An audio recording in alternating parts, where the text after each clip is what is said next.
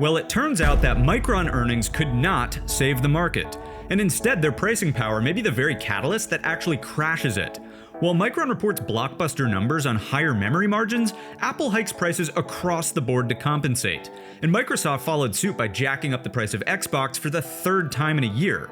As heavyweight S&P components, those two charts look horrible.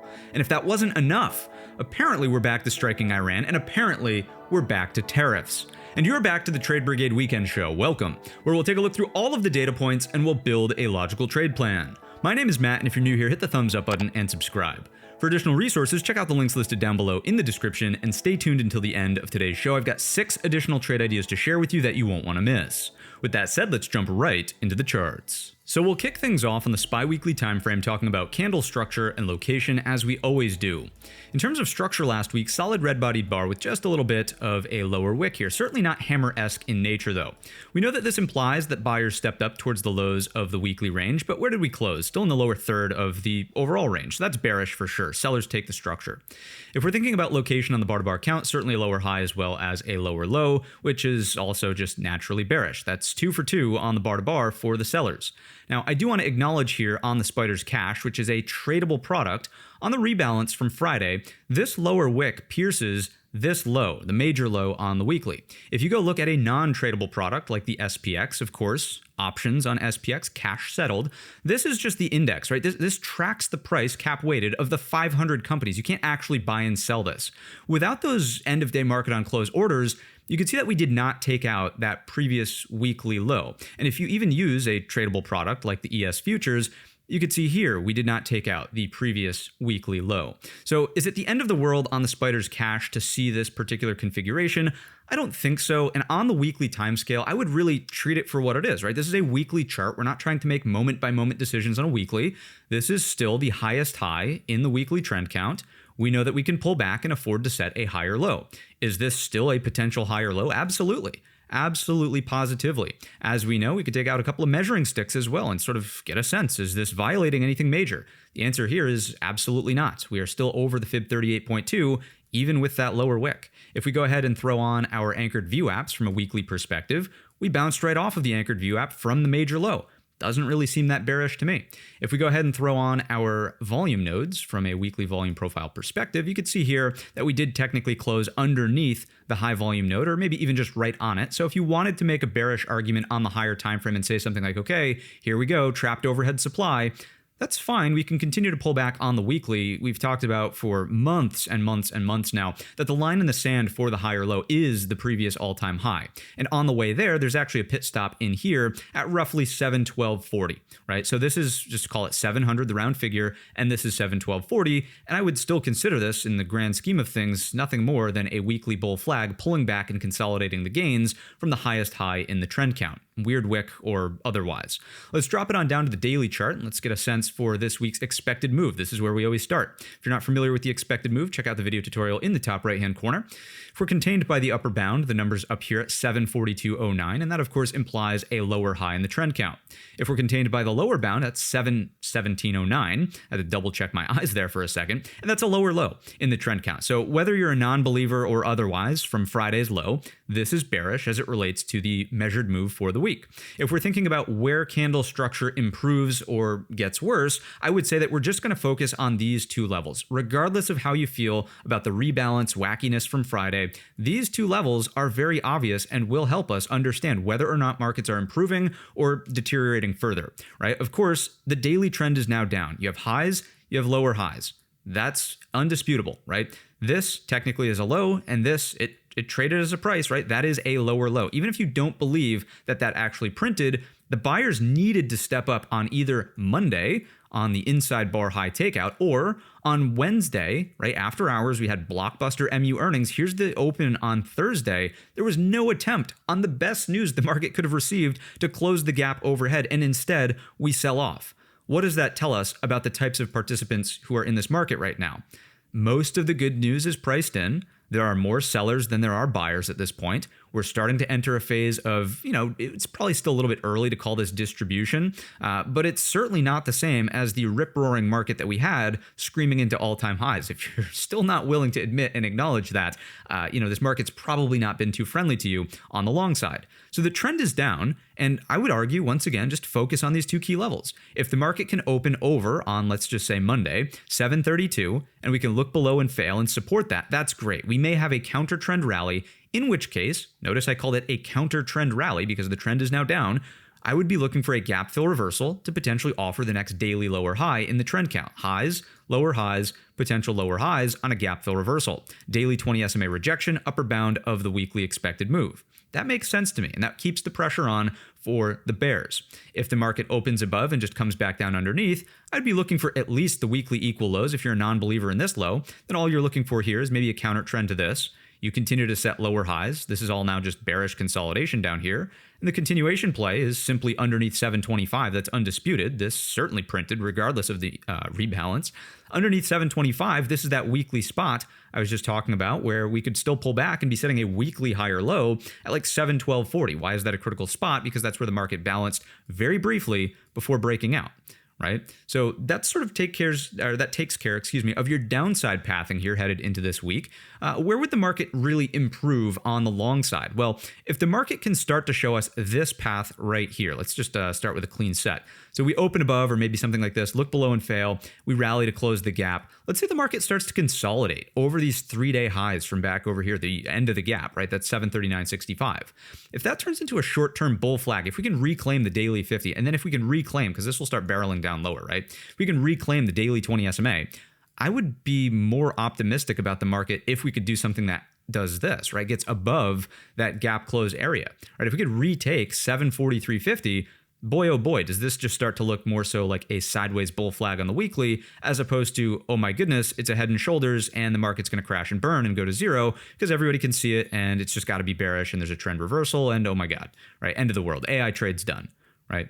So very simple, very straightforward into the early stages this week. I think I said 2 levels to start, but let's just make it 3.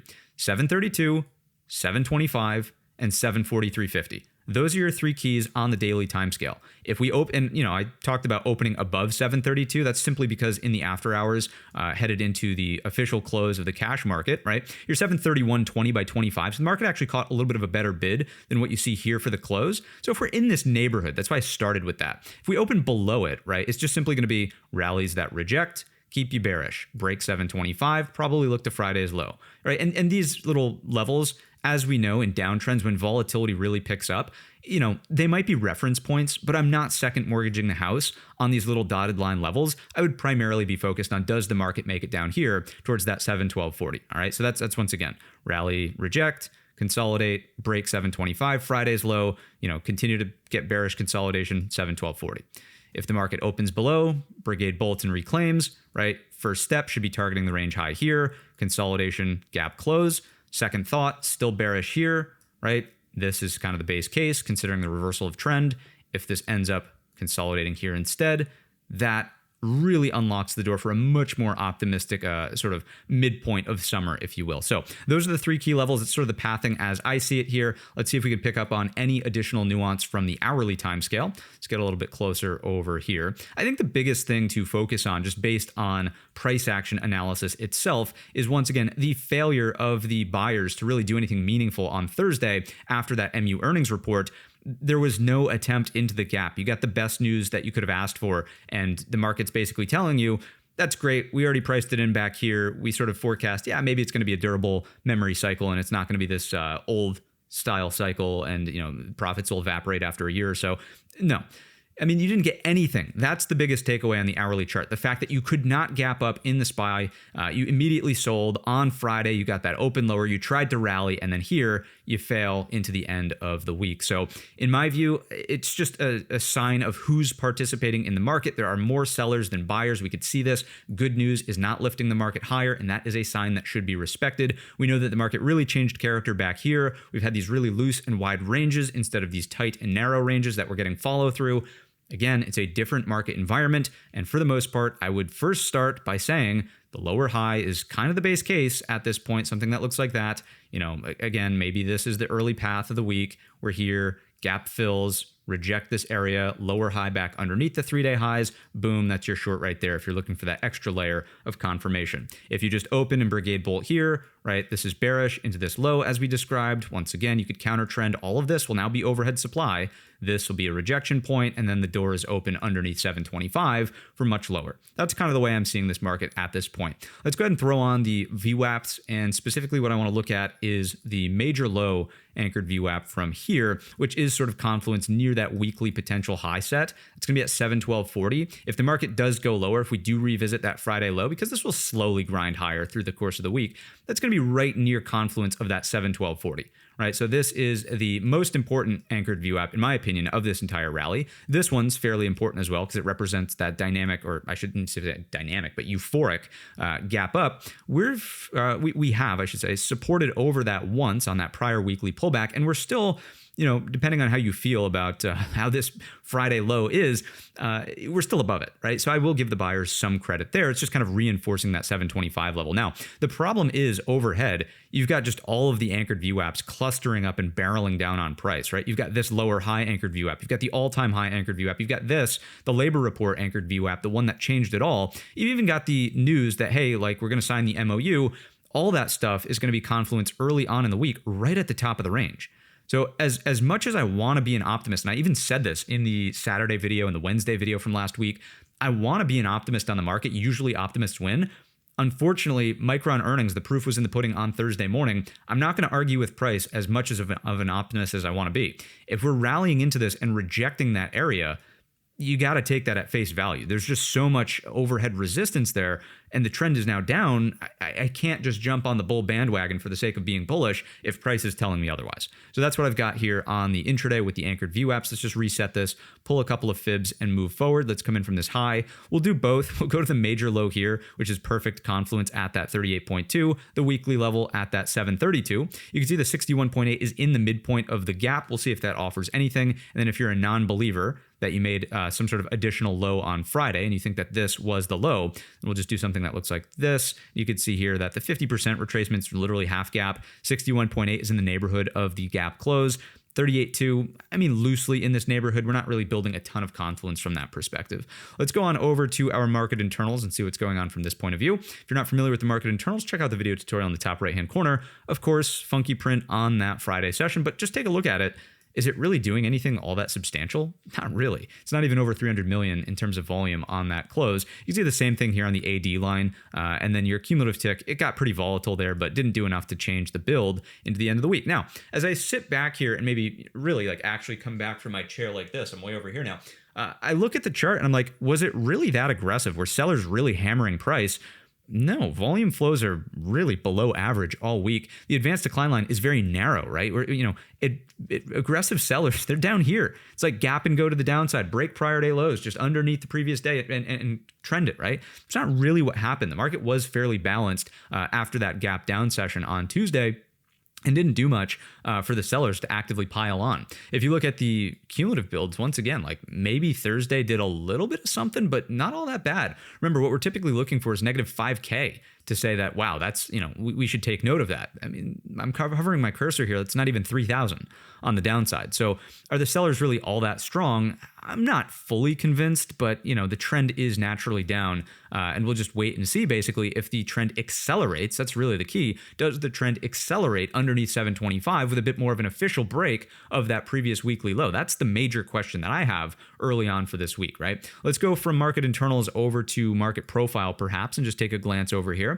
One thing I'll call out, and if you're not familiar with this, by the way, check out the video tutorial in the top right-hand corner. One thing that we need to talk about is just the mechanical high through here. It's mechanical and poor. Look at all those equal highs on that that would have been Wednesday session. You got CDE straight across the top. A period's just shy. This is mostly an equal high. Very mechanical. Value area high is slammed right into the high of day. One thing I will point out also is just this. I know I keep saying one thing I'll point out, but I point out multiple things. So I'm going to make a mental note to stop saying that. Anyways, you've got value just completely overlapping. So regardless of how you feel about that lower wick, once again from Friday, value didn't actively shift lower. It's not like a ton of volume was transacted smack on the low and oh my goodness, this is where price settled. Value's a bit more sideways. So if anything, when you're reading into this as a balance range, market profile rules would kind of tell us this is a look below and fail, and we should hypothetically rotate to the top end of the range. And if that's the case, we also know that there's still an unfilled gap up here. And we talked about how a gap close, not only could that be a long trade, you could trade for the gap close, but when we get there, you could certainly start looking for a lower high on the daily perspective, right? So that's really the way I'm seeing it here on the market profile. Let's go back on over to the platform. Let's take a look at our good friend, the QQQ NASDAQ 100, just kind of see what's going on from this perspective. Let's bump this up to a weekly chart in just a moment. Here we go. There we are. Weekly cues. What do we have from this point of view? So solid red-bodied bar. It does not have that deceiving, funky lower wick. You can see it's just, we open here, we close there. Very heavy selling in terms of the way that we just settled on the week's low. You can see in terms of bar-to-bar count, we do have a lower low as well as an equal high. We've closed completely underneath the previous week's range. So sellers undeniably make progress here on the 2-bar count. If we're thinking about the overall structure, just like the S&P 500, this is still generally the highest high of the weekly trend count, and we could pull back and afford a weekly higher low. You probably don't want to see it all the way back at 640, the previous range highs back here. But if we pull out the fibs from the lows up to the highs, right? The fib 38.2 is now above that. If we could pull back and land somewhere in this neighborhood, 675, 680s, that would make decent sense here for a potential higher low. Consider this a high tight flag on the weekly, and let's see if we can't go on from here. Let's break out the anchored VWAPs on the weekly chart. You can see we're above the entirety of the stack. Nothing bearish to see from that perspective. And what about our volume profile? Let's just bring this one up. Where am I going? Right here, weekly volume profile. There we are. Let's double check in on our high volume node. We're still above it.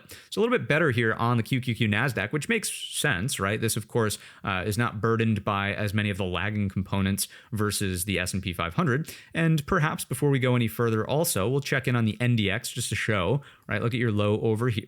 Excuse me, Q's are tradable product, NDX, same as the SPX, non-tradable product. You got cash options here, but look at the low, right? It's really your S&P 500 and the rebalance that happened there that threw things sort of out of whack. But if you're just using the NASDAQ as your primary index to judge the market on, we're technically not doing anything wrong, staying over that previous weekly low. With that covered, let's drop it down to the daily chart here. Let's take a closer look at this week's expected move. Here we go.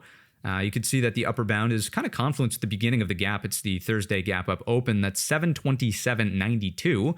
If we're contained by the bottom end of the not the gap, but rather the weekly expected move, that's 683, I believe. Let's double. Yeah, 683. Ooh, let's hover the cursor. Let's not get this one wrong. 683.16. Right, if I hover my cursor here, see it there? End at 683.16. So that is the lower bound, undeniably, just like the S&P 500. That is a lower high. And this is kind of an equal / slightly lower low. It's definitely a lower low from this perspective. So I'd still be bearish here on the weekly expected move for the NAS. We still have that head and shoulders pattern. Here's your lower high. This is, of course, your neckline. That's that weekly set of equal lows. 699, key level. Have to watch it. One thing that you will notice here is that the NASDAQ bounced off of the daily 50 SMA, whereas if I just go back to this S&P, even, before the end of day wackiness with that lower wick, you were just naturally underneath the 50 SMA most of the session on Friday versus, again, that NASDAQ still technically above it. So is there some relative strength here? Sure. Is this doing anything wrong? Not really. Aside from maybe the head and shoulders, you might start hearing people talk about a diamond top pattern. I don't love this pattern. It's not something that I have in any playbooks. We'll observe it, see if we break some sort of support trend line. That just kind of requires that we bounce early on in the week and even hold that support trend line in the first place. If we're just lower, then there's no triangle to begin with. In terms of pathing ideas, again, 699, 700 is the major level. You can afford to open, look below and fail that, and then rally attempt higher. That would be bullish, keeping a daily or maybe weekly at that point, potential higher low on the table, consolidation here, and then we'll see if we can't flag out and do something with this gap from MU. It's really the Kospi gap down and the failed MU earnings gap up. That would be the ideal outcome for buyers, some kind of look below and fail at the 50. It's your first test. There you go. You get bought up off of it. We consolidate here. We go on to close the gap. That's certainly a reasonable outcome here on the NASDAQ, more so than the S&P. Again, just purely based on kind of the notion of being over the 50. If we do start to see weakness underneath the 50, that's pretty straightforward as a trade as well. Under the 50, break it and go underneath 699, looking for this gap close lower bound of the weekly expected move. From there, the trend configuration, right, would be that we have highs, lower highs, lows, undeniably a lower low, and therefore any counter trends from there will be counter trend rallies seeking lower highs in the context of a downtrend. Again, hopefully you can hear it in the voice, hopefully you can hear it and see it in the analysis. This is a completely different market than what we were dealing with from over here. It's become more evident, I would say, after the span of Tuesday's gap down and Wednesday's failure, that this is not just a shallow pullback and let's just drift along, naturally. This is a different market. This is a more balanced market. There's finally some selling pressure up here, right? So treat it as such. Two-sided trade. It's not just like buy calls off the open and look for, buy every single dip, any little red candle. That's not the same market, right? Let's come in here on the hourly chart. Let's get a little bit more granular here on the Qs and see if we can't parse out a couple of additional levels. You'll notice, again, two-sided trade, phenomenal in here. There's plenty of action. The ranges are wide. Day traders, scalpers, probably having a field day in these areas. I would try to keep it simple, and I would try to treat this entire thing as not a balance range, like can't possibly trade in there, but I would try to keep it simple and not get overly committed directionally if markets are inside of this chop. If the market starts spending time under 707, grinding through that 50, I think the door is open for this, right? This would turn into overhead supply, heavy. It's nice knowing you, right? The only situation in which case that's not what the base case would be is if it's a quick drive lower that immediately gets bought back up over the 50 likely, right? Something that looks like this, and then reclaim 707. That is where I would get long, right here on that arrow for look below and fail, daily or weekly high or low really, and a failed break of the 50. That's kind of the situation I would look at for the long side. Again, if you really want this market to be constructive for higher, that would be your follow through, right? Some kind of Brigade bolt over 722, the origin or the first gap from the Korean market's failure, right? That's 722. That's what we've got there. Let's go ahead and break out we talked downside, upside. Again, and anything that's just giving you a headache in here, take market feedback very seriously. If you're trying to trade the chop and you're like, oh my God, I'm getting paper cut to death. If you're not a very good range trader, take market feedback seriously in here and just avoid it, right? Wait for the cleaner signal of either a break, hold, and then go under 699. Wait for the cleaner signal of a liquidation, reclaim, and reclaim. There you go, over 707. That's a better shot versus just like noise in here, right? Or wait for, you think it's going to rally, you think it's going to reject, and at least you have better risk reward on the short side if you're a bear looking for that, right? I would maintain a little bit more of a bearish edge for, let's zoom in a little bit further, a little bit more of a bearish edge for that S&P, although I'm not sure how long that's going to last because of the rotation effect that's happening here. We'll talk about it with sectors momentarily. But in the NASDAQ, if the semis are going to continue to get hammered, and you want a bit more of a bearish look, right? That's kind of what you need on the Qs, a rejection of 722. Okay. Anything over 722, I think, is going to put pressure on that gap close, thin structure, and maybe everybody just wakes up and says, oh, actually, the AI trade's still on. Let's actually go back and buy all the semiconductors that we just puked up into the end of last week. Which would not be favorable. I would not like that if they did that, right? But hey, it just kind of is what it is. Let's do this with the fib. There we have it. Where are we relative to the fibs? Beginning of the gaps, the 61.8, 38.2, kind of in the middle of nowhere. I wouldn't focus too much on that one. And then how about from here up to here, just in terms of this pullback?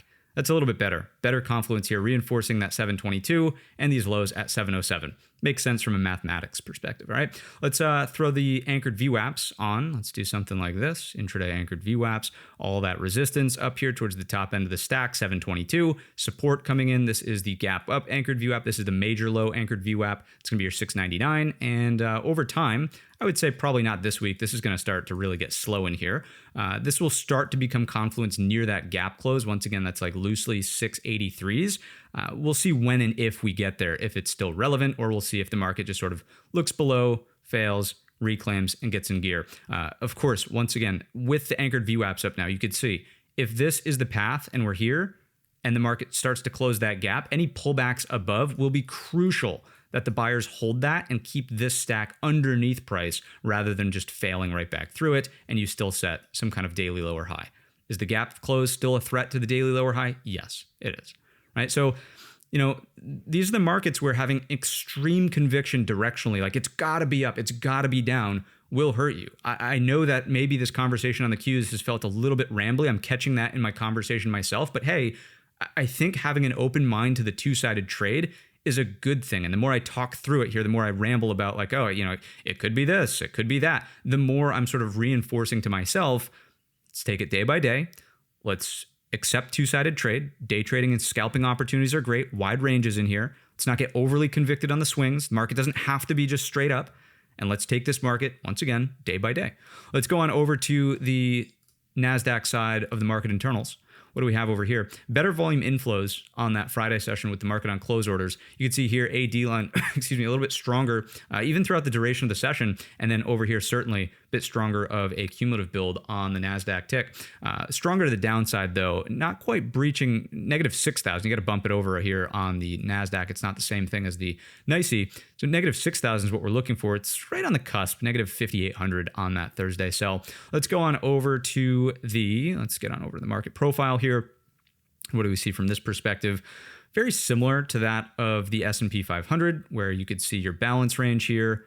If you just take value and do something that looks like this, you can see that value is mostly overlapping on that Friday session. We tried to look below. The market failed to really accept much lower.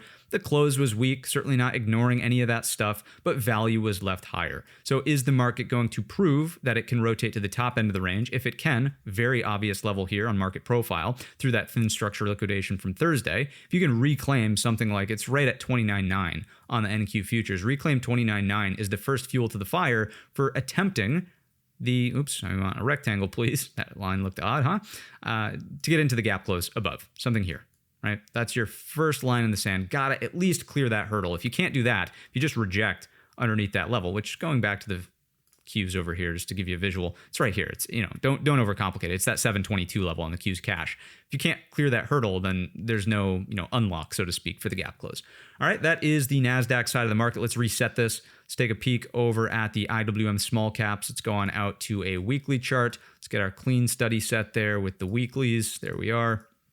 And what do we see? Night and day, just complete night and day. Green-bodied hammer, right? So what does that tell us? Buyers certainly stepped up off the lows of the weekly range, bought price and sent it back up to the open, through the open range expansion, closed at the highs of the weekly range. Very good show of strength from those buyers on small caps. Bar to bar count completely different with a higher low as well as a higher high. Small caps have had strength here, and it's clearly showing on the weekly. The trend is, of course, up. It is kind of in a grinding upward channel. These are some of my least favorite conditions to be trading.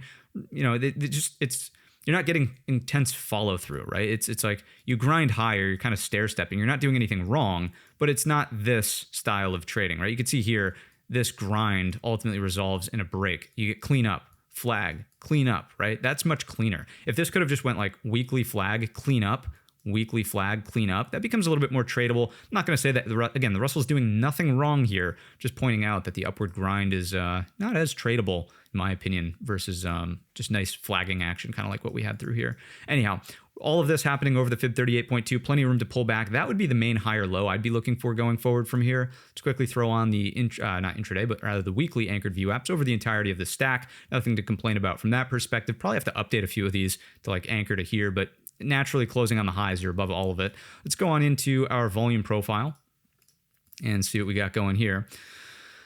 Looks fine. If we do this, looks fine. I really just think we're reinforcing this level right here, the 293s. As long as we're above 293s, things are fine and dandy for your small caps. It's going over to the IWM daily chart. Let's see what we have in terms of the weekly expected move. Let's just do that. There we go. Expected move is here. You've got 304.57, brand new all-time high. That's bullish. And down here, you've got 290.85. I would be slightly concerned about that with the breach of this area we were just talking about on the weekly. We said 293 with a little bit more clarity from the daily. We could see it's 292.50, right? So not the end of the world. I'd probably argue that the expected move is bullish to neutral here, looking for a continued grind in the upward direction. I think the narrative is going away that we're getting 2 rate hikes in the year 2026, and instead the market might get 1, and then we'll just be higher for longer and then start to cut in the back half of 27. The 2 rate hikes thing, and hopefully if you've been out to the channel here and listening to the videos, it's not a pat on the back for myself. I think plenty of people had this opinion, but anybody who was really for 2 rate hikes seemed a little bit out of line with what is going on in crude oil prices. Maybe that changes with the strikes over the weekend, but the Fed's just going to look straight through the energy shock. And Kevin Warsh has told us, hey, we're going to maybe change it up from PCE to something a bit more real time. He even mentioned Trueflation. If they're going to use a gauge like that, Trueflation's already less than a 2 handle on inflation. So take what you will from that. Nonetheless, price on small caps continues to move in the upward direction. This is bullish. Look at the volume coming in, and nothing out of the ordinary over here. This is just an upward grind. Again, very sloppy price action. This is what I mean by it's like it's not very tradable unless you're just swinging this from the pullback low and you nailed it. It's like, okay, you got something here. you're rewarded with a gap up, then you get a gap down, then you rally, but you fade, and then you gap up, and then you do this, and like it's very noisy. So it's bullish, but it's noisy, all right? And that's small caps here. As long as we're over 292.50, I'm just going to try to keep it simple and say, great, this should theoretically act as a tailwind, a bullish tailwind for the market, S&P 500 in particular. Those outcomes are great. This outcome is problematic. So 292.50 is the big watch for your smalls. Let's go on down to the hourly chart. Look at the noise. Like, what are we doing here? Again, keep it simple. Let's do this. Let's just throw a fib on the noise. Maybe you could assume that a deeper pullback threat comes in here underneath that 295.25. That would make sense, right? That leaves all of this as overhead supply. You're wrong if you're a buyer in here and price is underneath, right? If you're above it, then fine, just grinding to the upside. So I don't really see the point in overanalyzing our Russell side of the market. Let's just go intraday anchored VWAPs just to see where some of these reference points are. They're underneath us still. And once again, this is a more bullish index product at the moment. So that's it through the small caps. Let's go on over to the small cap internals. There we go. Huge volume inflows there. Everybody's chasing their tail to say, I want some of that outperformance. You've got big AD line, pretty mixed bag on the cumulative tick. Like nothing here is overwhelmingly bearish. We just talked about how choppy it is, so trade it to the long side at your own risk. What do we have here on the market profile? Let's zoom out even further. We don't have that gnarly gap to be dealing with. So you can see that value really didn't go anywhere, right? The sellers can't push it lower. The buyers can't really drag it higher. Buyers can't really drag it higher. And it's just left unchanged. This is a very choppy market. We're getting acceptance on the highs. Again, it's not bearish, but it's very hard to find follow through in. So do what you will with the Russell. I don't think it's helping or hurting the market all that much. Maybe it's a small tailwind for the S&P, but I would kind of leave it off at that. Let's reset this and let's take a look through the sectors. This is a part, this is probably my favorite part of the analysis here. XLV has really started to pick up the baton, up 7.37%. Eli Lilly, oh my goodness, on that Friday session, ripping to the top side. So there's definitely some rotation happening here with healthcare outperforming, utilities outperforming, real estate outperforming. Those are your top three. Bottom of the barrel, semiconductors, technology, Mag 7, which is not an 11 sector. Neither is SMH, of course. So let's go to the next 11. DRAM, which we're adding to this list. Brutal. Communications, and then discretionary. Doesn't matter how you strike this. This is defensive posturing, right? Utilities should not lead a market. And granted, the market's pulling back, right? So this is in the throes of the rotation. We're not getting a defensive divergence up at the all-time highs, and the market's not saying, hey, look at me continue to go powered by utilities. That's not the case. So it's preventing this from being an outright collapse instead of if they sold healthcare, if they sold utilities, real estate, staples, if you're just selling everything, yeah, we'd be down here already, right? And that's not the situation. So the rotation at least shows me that money's not completely leaving the market, but it is going into defensive places. Looking at the XLV, this is a very impressive breakout over here. Now, would I be an advocate for just buying this on the straight up move? Absolutely not. We need straight up, we need some sideways, tighten up, and then we go higher. If we pull back, obviously you've got to hold that 155.20 as a potential higher low for lows, higher lows, higher lows. That would be a huge higher low. Is this bullish? Yeah, upward pressure for the index for sure. Is it defensive in terms of posture? Yes. Let's go on over to utilities, another one that just kind of ripped here into the end of the week as the market struggled with that balance. It's breaking out over this previous left side high, and in my opinion, it could afford a higher low. It's not really pushing out into new all-time highs. It's still a defensive rotation, but I'm not overly concerned about its posture or position, I should say, relative to the range it's trading in. Let's go on over to real estate. It's a lightweight sector, as is utilities, right? Healthcare is at least a little bit heavier. Real estate, it's higher, maybe a little bit more defensive in terms of a hard asset, but is this chart concerning to me? No. Let's move on over to staples. This one is a little bit more concerning. It is a defensive sector, and it's really just doing nothing, right? Technically green, it's outperforming the market. That's fine. It's defensive, but you're not really getting a higher high. You're not breaking out like what you saw in utilities, right? Notice this. It's certainly not like what you have in healthcare. Notice this. Going back on over to staples, doesn't really look great. I mean, if I was going to say like, oh, wow, a nice rotation is going to keep the market bullish and the rotation is really going to, prevent big downside across the S&P, I'd want to see this, right? At least some pickup in staples. Again, totally acknowledging it's still defensive, but you're just kind of flat and sideways, some threat for a lower high. You're not going anywhere fast. Doesn't really look great. What does that tell us about the state of consumer, perhaps, right? Let's go on over to the XLB materials. Not much to talk about here, just potentially grinding for higher lows, maybe some threat of a lower high failed breakout. This is literally the lightest weight sector in the market. Don't mind it too much. XLE lower here. I'm sure we're going to get some kind of a gap up on Monday with the strikes on Iran, but is it still going to be in a downtrend? Probably. Even if you gap up to the 20, right? It's a great spot for highs, lower highs. Lower highs, keep the pressure onto the downside. Maybe we fade and close that gap. If we stay over 55.60, that's probably where we just start to range out in here, and the market probably doesn't like that, considering that inflation expectations probably need to be readjusted in the upward direction if crude oil, let's just go back over here. I don't think they announced it while crude futures were open. No, that would have a much, either green body bar or a stronger lower wick on it. Let's just go to the hourly chart and double check. Yeah, I mean, we're higher, but not by much, right? I'm assuming that the strikes maybe take us to this equal high at least. Anyway, going back on over to energy, if we are repricing inflation expectations, that would be a headwind for the market, right? Let's go on over to industrials. This is a pullback in an uptrend after setting an all-time high. This looks good to me. Let's see if Caterpillar, our poster child, can't take us home with a higher low over the breakout point, or at least over the 20 as that continues to grind in the upward direction. Let's go from industrials to software. We're getting into some subcomponents of tech here. Oversold bounce, but that's really all it is. There's plenty of room for a lower high up against the daily 50, and I'm sure a lot of people are chomping at the bit to take that short. If this is going to be inverted head and shoulders, if you're actually going to change the trend, it's probably going to require at least the 4 days of next week to break into a high, pull back for a higher low, and even start to threaten some kind of equal high through there. I would reevaluate this when and if there's a confident trend reversal, but why bother if, this looks like just a huge failed breakout through a declining daily 200, 20 SMA aggressively sloping lower, under the 50. It's just not the look at all. Let's go on over to this SMH. It's still hanging on by a thread to the uptrend. This is where we've got to just hit the pause button, a little bit bearish in today's episode, right? Saying, I'm like, okay, like the market's changing here, two-sided trade. Take a look at this, right? You still have a higher low. You still could consider that the pivot in SMH, and you didn't really break down aggressively on Friday. So if this could kind of just look below and fail, it's a liquidity sweep, right? Forget about that. Look below and fail to put in excess on the low, end the auction properly, and then higher. Do we have a tradable low to at least manage risk against at 611? Maybe. And would that keep the S&P and certainly the NASDAQ afloat for the next couple of weeks to go sideways in the balance range over the summer? Probably. So I think you really got to be paying attention here early on in the week to what does the SMH do at this 611 spot. Let's go to the XLK more broadly. This is just the entire tech sector. You can see it looks much weaker, right? So without, this is your Microsoft and your Apple and your NVIDIAs of the world. Terrible, lower high, unfilled gap, hanging out on lows. It looks like a developing downtrend, if I'm being honest, and any rally attempts that reject 186, my apologies, 186 lower highs, I think it's game on for the 50 at least. If not testing these lows, then do we have some massive head and shoulders? That's where I would say down here, let's pay attention to the look below and fail for a stronger counter trend. Get everybody all bared up when we start to break the neckline, and then that is where you're going to look for the counter trend down there.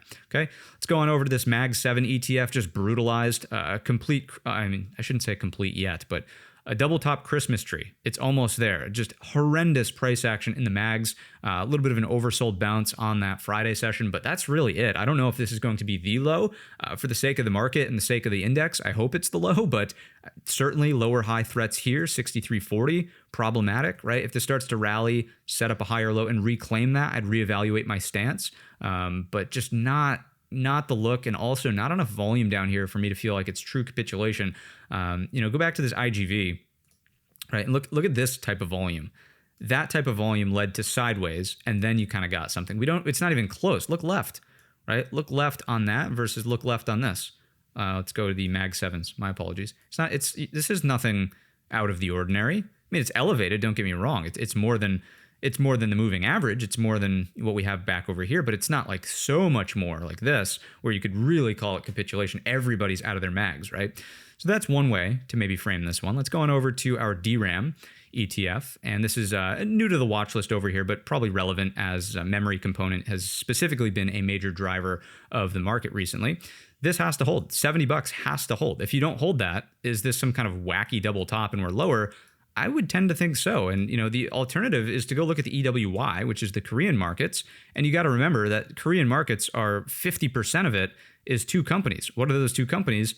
SK Hynix and none other than Samsung, aka memory, right? So when I think about DRAM, I think about EWY, and I think about this disastrous gap down, and I think about how weak this chart looks here underneath the 20. Could you still call this for a higher low? Maybe, but that's a pretty non-compelling close on Friday.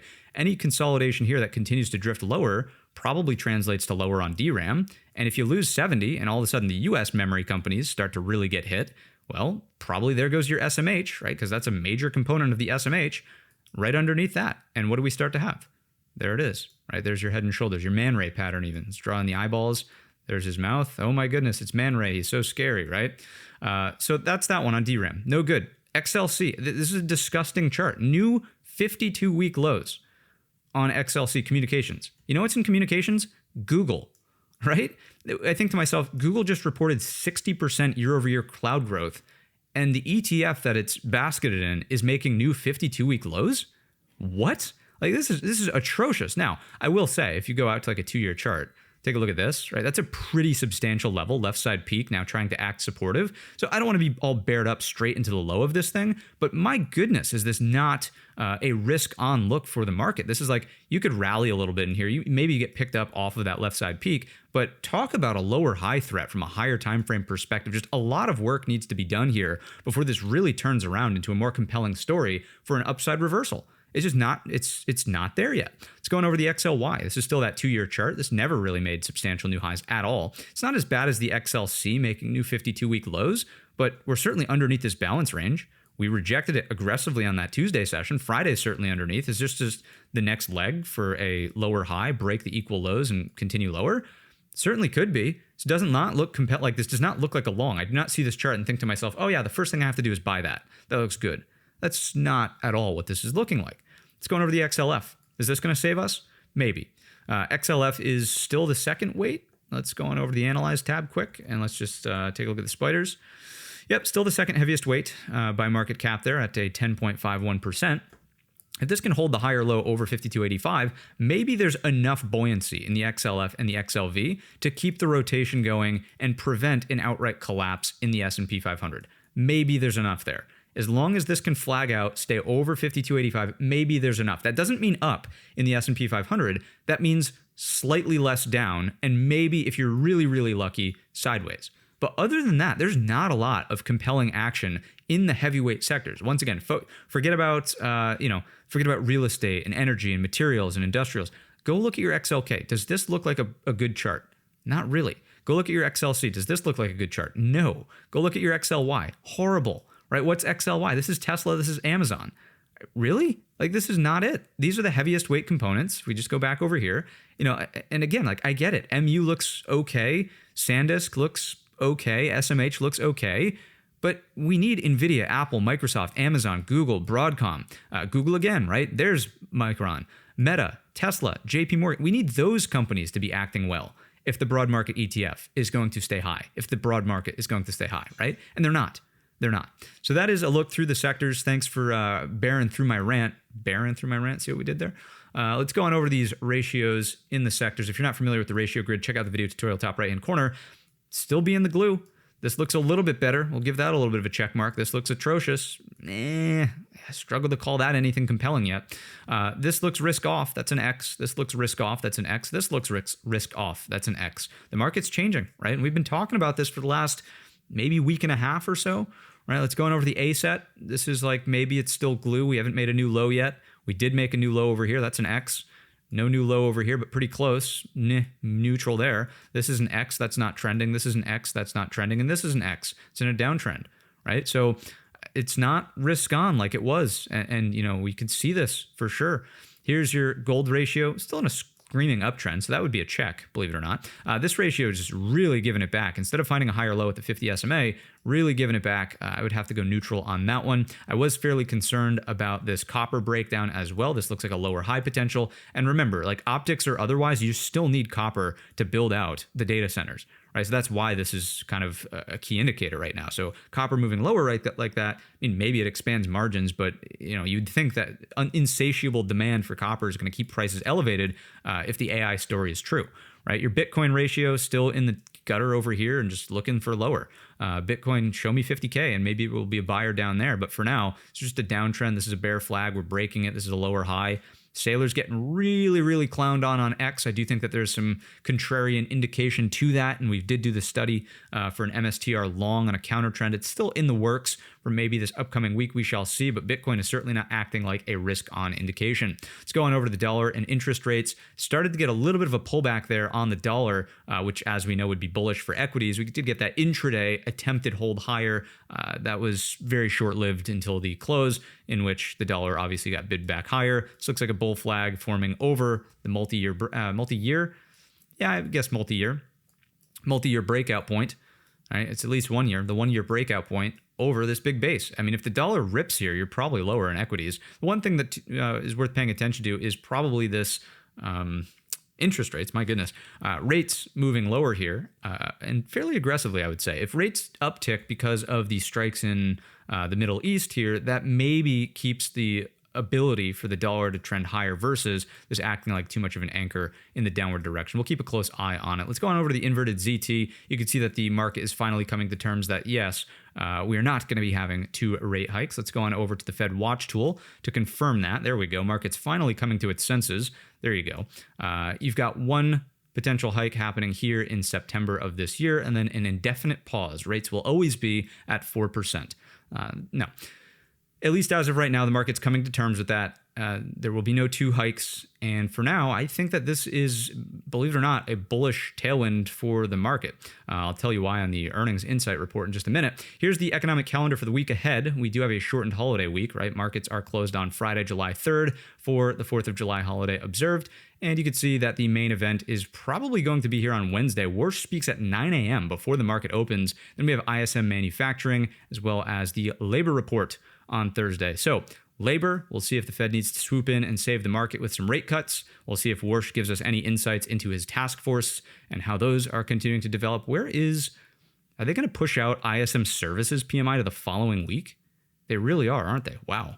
ISM services PMI. Usually, if we get this on a Wednesday, we should get the services on a Thursday. It doesn't look like how it's going to go this particular cycle. So we'll watch out for that in 2 weeks from now, but the labor report is really what it's all about, to see whether or not the Fed will have to step in and save labor. Let's go on over to the earnings calendar. This is the upcoming week's worth of earnings. Pretty quiet. I would just say this AV, which is getting absolutely crushed, is maybe important. That's drones. Nike also been getting crushed recently. Other than that, not interested on anything that you see on this list. Let's go on over to this earnings insight, though. Micron earnings really allowed the earnings expectations here, these are bottom-up estimates, to hockey stick into the end of the week. So, although yes, bullish for the foreseeable future, remember that Micron announced 16 key partnerships that are going to span 3+ years in terms of the contracts. That's why you're getting this hockey stick over here. That's going to mean, as we said in the intro, a little bit of price pressure for your Apples of the world, your Microsofts of the world, people who sell devices.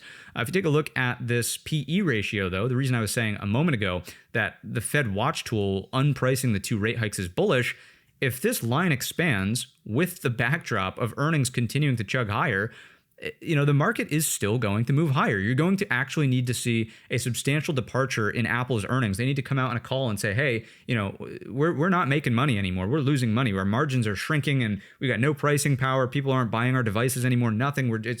That's it. Pack it up. We're done. If that's the situation, then maybe this starts to turn around. But is it offset by rate cuts that sort of pressure your PE higher?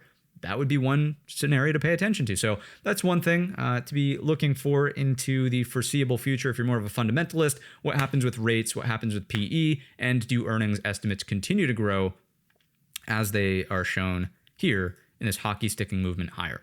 That's it from a fundamental perspective. Let's get back on over to the technicals. Remember, never go full macro. Let's jump on over here and go to the bonds. You can see we've got ourselves downtrending action still on the inflation expectations. That is great. Let's make sure that this doesn't break too bad. That means, hey, save me, to the labor market. Let's go on over here to where we want to go, to the credit spreads. Uptick on credit spreads, that's slightly more risk off, right? We wanted to see these things make lower highs, not break for higher highs. Specifically here, we want to make sure that this remains the lid for this one. Let's go on over to the HYG in isolation. This is still showing us a little bit more of a bullish divergence. It might not be perfect anymore. Let's just do that versus this. Let's activate this one. Might not be perfect anymore, but it is still a bullish divergence nonetheless. Is this going to help us mark a bottom in the S&P 500? Are we going to go higher? If you're a bull, you should be pounding the table about this particular data point right here. Let's jump on forward. And for me, it's one data point in the analysis. I'm still much more neutral than just saying, oh, that's it. HYG fixes everything. That's not really how that works, right? Very neutral in the market right now. Where am I going? I want to go from HYG to breadth. There we are. Total breadth. Let's get into this full screen. Believe it or not, breadth expanded into the end of the week. So as the rebalance takes place, everybody's buying the additional 500 companies or 493 outside of the Mag 7 and even the memory names that have outperformed. And there you go. So breadth expansion. You can see the RSP has had not a terrible week. It's definitely off of the low of the week. So this is not horrible. I think in a weaker tape, if the market was really at odds of, oh my goodness, that's it. Again, pack it up, go home. Everybody just sell everything and we'll see you next year after a big washout. You'd need to be here in the RSP underneath 205.50, and we're just not there yet. QQQE just trades exactly like the NASDAQ. Basically, it's not even, I might have to remove that from the breadth metrics. Anyway, let's get on over to our volatility spread. What do we see here? Downtick on vol from Friday. That's interesting as the rebalance shapes up. So as long as this stays underneath 2050, again, neutral for the S&P 500, not outright collapse, but neutral and like, do we just balance through the summer? Makes a little bit more sense. If this accelerates, VIX this week, if it's over 2050, then yeah, maybe we do start to break down a little bit more meaningfully as an indication. Let's go on over to the VVIX. Substantially lower here on the VVIX. This, if anything, should be giving me like a little bit of reprieve. Okay, it's not that bad, right? Let's go to the VIX futures, which tell us about contango and backwardation. Still in contango, one-day VIX, not doing anything crazy. It is a little bit hotter than what I'd like to see. Let's see if we can't get that lower this upcoming week. If it does go lower, that would certainly be a little bit more comfortable. It's a shortened week. There's no major earnings to pay attention to, so I would think if there ever was an opportunity, it should be here for the VIX one-day to settle down just a little bit. But this is normal. This is normal here. This is normal here. I like the ranges instead of like overly complacent there. This, once again, maybe gives you a little bit of a sigh of relief. Okay, maybe we just balance here in the S&P 500. Oops, didn't want to do that. Maybe we just balance here in the S&P 500 rather than just move in a straight line to the downside, right? Maybe this is what we get instead. The supporting evidence, like if I had a summary of the supporting evidence look through that we just talked about, paired with that fundamental look at rates alongside earnings growth, this kind of deal in here for the summer, not unreasonable, right? This, oh my God, it was a little bit too much. And then you're here, right? Not unreasonable. And then maybe it's this.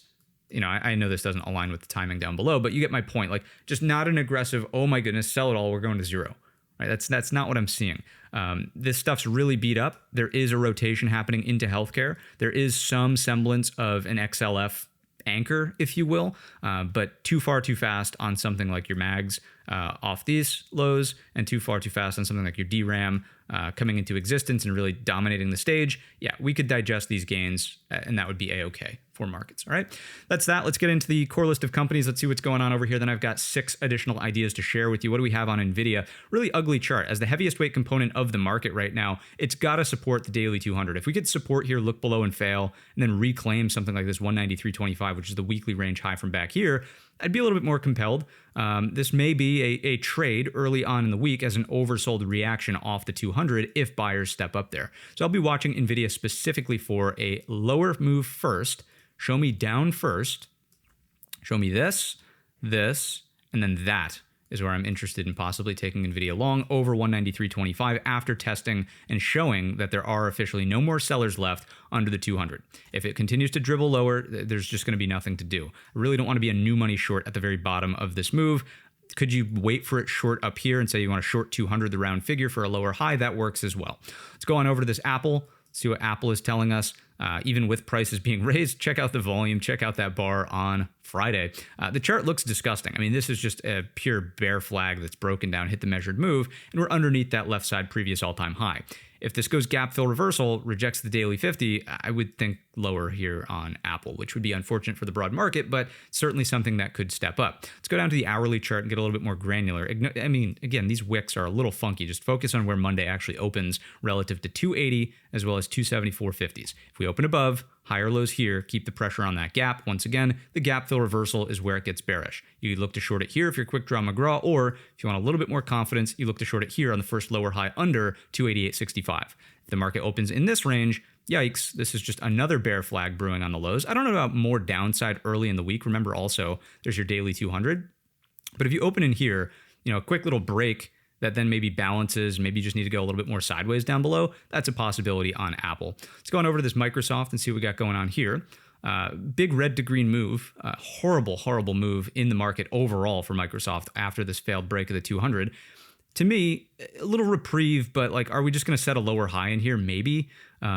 There's huge volume on this. It looks to me like it was bought as a part of the rebalance as something that underperformed and maybe can outperform into the next quarter or something like that. But this is just, it's a really tough chart. It is still undeniably in a downtrend. I would not be shocked if Microsoft said, hey, I'm going to come into this level, I'm going to get swatted down by the daily 20, and I'm just going to continue to drift and do nothing down here. As a trader, being short-term, biased on Microsoft, I was long Microsoft on Friday with the gang, and, we'll see if we can't higher low, and, maybe this is an inverted head and shoulders, and we can counter trend trade it long through here, through this thin structure.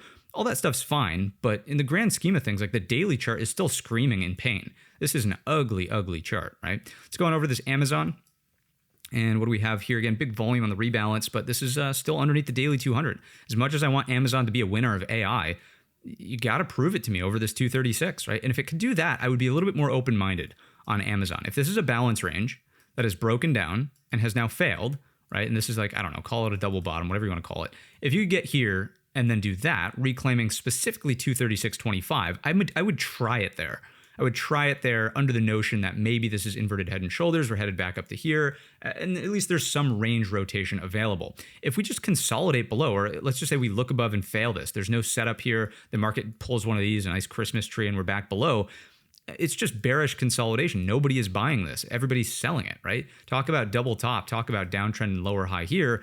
You're still in a downtrend. We have not built a new base. We have not gone sideways for long enough. If you're trying to go counter trend, you need to respect the fact that there's still a lower high available first. Let's go on over to this Google. I'm probably going to sound like a broken record, right? This is a bear flag breakdown, maybe capitulatory on the lows with that look below and fail from Thursday's low. Big volume coming in. The time for a long is what? The reclaim of this left side peak. So 344, I'll be watching for this, right? We're here. Even better would be left, head, right shoulder like that. And then you get the thin structure retracement over 349.50. This was the failed move from the Dow inclusion on, what was that, Wednesday? So I would reinitiate the trade over the main pivot from that day, which is still this 349.50. Right, so if you're in here, maybe they try it again and get you the full thin structure into the daily 20. That would be the long there. But once again, just like on Amazon, is there a new base down here? Have we gone sideways for long enough? Not really. Is this still a daily downtrend? Yes. Let's go on over to this Broadcom. Starting the breakdown from a simple bear flag as of right now. Don't know what else to say other than that. Maybe it supports off the daily 200. Maybe there's a resurgence. And hey guys, Google still wants to get all their ASICs from us instead of Intel. Maybe, but this is just heavy. Huge failed break on earnings. Oh my goodness, we're under the overhead supply, lower high here. That's a pretty tough looking chart. So, a lot of these things are in rough shape. Meta's no worse for the wear. I mean, what do we have here? Just a downtrend, right? Could this be the low back over here? Maybe. This is XLC. It's part of the heavyweight component of XLC. Looks like a lower high underneath 560.65. And you just continue your H pattern stair step lower. Where does this change? Do this, show me a daily higher low. I'll start to change my tone a little bit.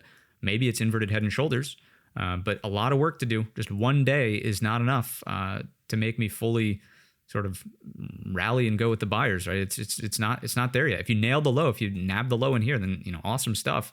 See if you can't get it higher, but dominant trend is still down, and it does not look like it's reversing anytime soon until we get a clean sequence, right? MU, goodness, thank God. At least something's in an uptrend, right?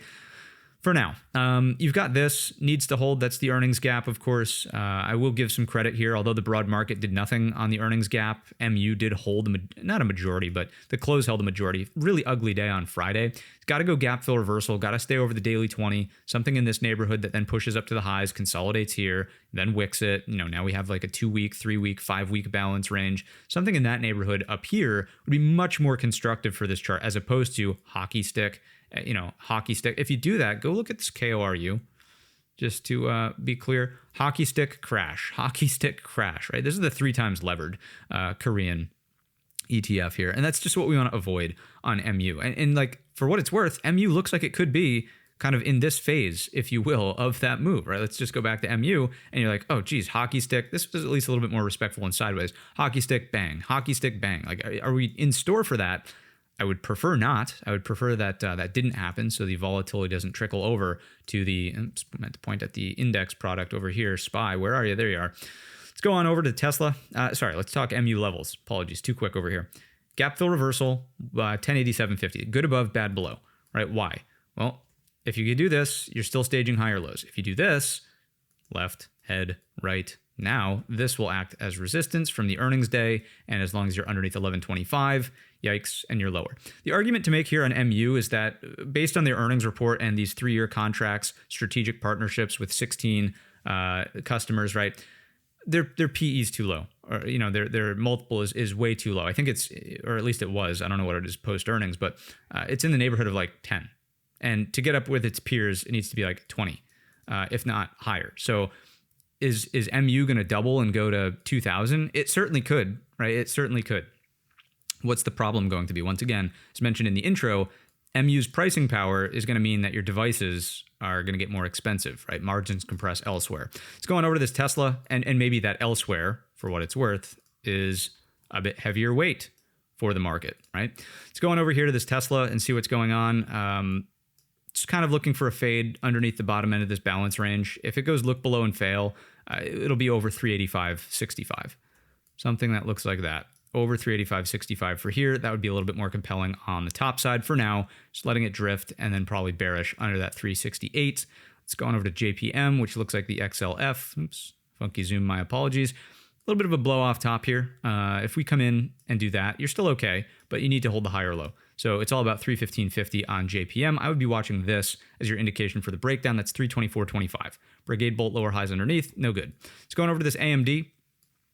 AMD is hanging in there. I don't mind AMD so much. This is looking pretty darn good at 507. The reason I say so is on the Thursday session, right? This big liquidation probably means that a bunch of people just have stop losses right underneath that low. The fact that we broke it on Friday and sellers did not pile on, it's a little bit more compelling to me. So I think the trade is just treat this as a range, be a little bit more optimistic for the long over 529. If it does trickle lower, it's going to be the gap close and then lower highs under 507. That's the more meaningful rollover after setting a lower low, right? That would just trap this as overhead supply. And what's the target? Probably the 50 and down here at 447. I want to be optimistic first. Look at the hammer. Look at the break of the prior day low. Optimistic first.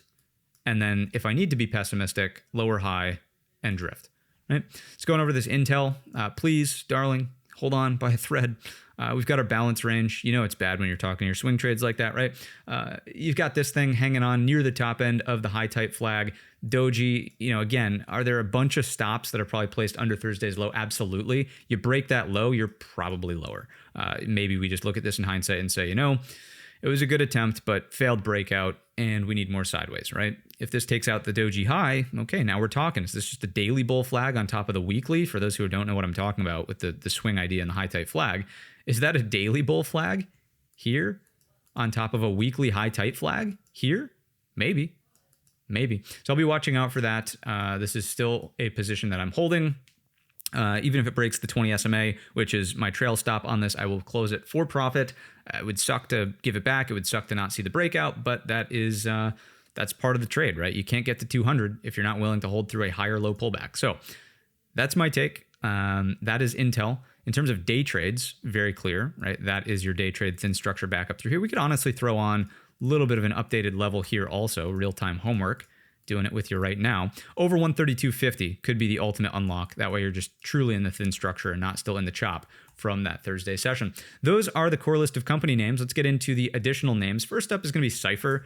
I don't think CIFR's ready right this instant, but I was pretty impressed with the Friday session, right? It looks below all these lows. It doesn't really collapse on the the breakdown from the market, and you still have lows, higher lows, higher lows, higher lows, higher lows happening here. Nice green close on that Friday session. So, again, it doesn't look ready yet. It's too wide. It needs to tighten up a little bit. But can we get back over this 25.50? Can we tighten up? Is there some sort of setup here where you could trade it into this left side high with tight risk reward, something like that? That's certainly interesting to me. So CIFR, I'll just blow through a couple others in that group. HUT doesn't look half bad in this range. That would be just straight up through here. Another one, this is one of the 6 ideas, not HUT, but this one was BitDeer. BitDeer we had back over here, and it broke out nicely, and now we're looking for basically the same thing. BitDeer, yeah. Why do I not have this chart marked up? I should have had the chart marked up, but nonetheless, it's holding that left side peak, which is still this area right here. Thursday's low held it, and we have an inside bar on Friday. Once again, does it look perfectly set up just yet? Not really. You'd prefer something tighter like that. That's beautiful action right here. If we could get that in here, really, really tighten up, and then have a break, stop, high, and then continuation, that would be the setup there. Once again, the point of these particular looks is that we have green on Friday. We didn't really get completely blown out of the water. This is not a semiconductor. It is more in that data center space, right? Crypto miner turned data center.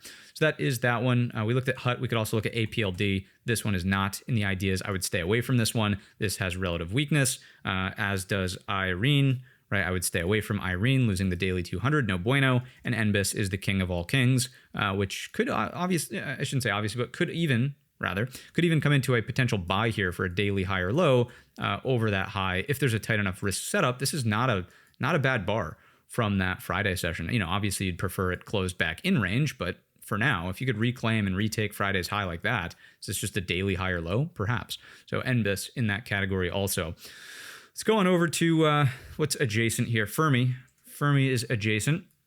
And you can see that this has really acted well. I'm kind of kicking myself, actually, for not buying it on Friday. I watched it happen, break right out through that Thursday high. It looks good. A little base here. Big move up.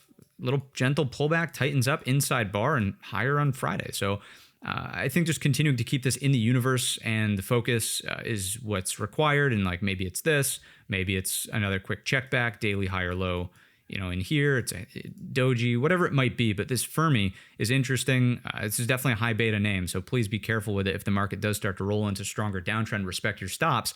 But FRMI looks pretty good. It's offering some relative strength. I love the high or low here outside of this range. That's that one. Let's go on over to Qualcomm.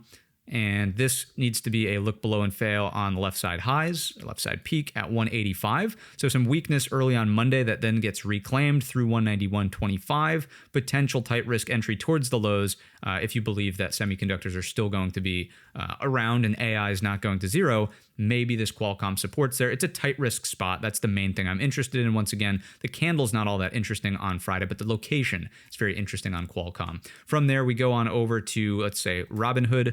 Robinhood was beautiful on Friday, just opening right at 93, pushing away from it, closing strong. Financial, fintech, so it's a little bit distanced from that AI trade. If this can support here, yeah, show me the money breaking out of a multi-month base, stage 1. Let's see if we can't rip into a stage 2 uptrend, and Robinhood goes on to become a leader. Speaking of Hood, tangential from Hood could be bull. Right, so go look at something like a Webull. It's obviously not as strong, but is this a higher low versus this? Sure. If it gets into here, does that look like an attractive setup straight through the 750? Probably. If it could happen over the next handful of weeks, allow it sideways here, allow this to come in. If you get that confluence break at the same time, that could be a really interesting trade here on Webull. Again, you're doing a little bit of bottom fishing in a stock that's been kind of brutalized since IPO, but every stock has to find, I shouldn't say this. Not every stock has to find a low at some point. They can just get delisted. But if Webull is going to stick around as a major player in the space, hopefully we'd think it could find a low at some point, and maybe we have a tradable low through that 750 if Robinhood continues to show that theme and sector is acting well. That's what we got there. It makes me think of Coinbase, which I didn't look at prior, but I will just look at it now.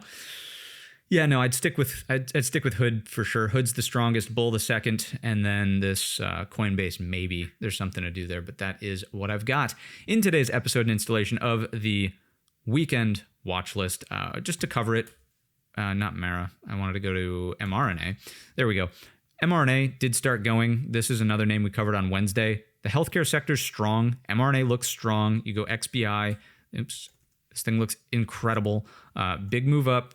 could just kind of use a flag up here and see if we can't get some more out of it. You could go LABU, which is the 3x levered biotech ETF, right? You could use this to actually effectuate the trade. ARCG also looking good. So when I'm mentioning over here that the XLV is the strongest sector, these things look good as well. I just don't see these as being new money buys. These other names that we've listed as the 6 trade ideas are at least a little bit more actionable sooner.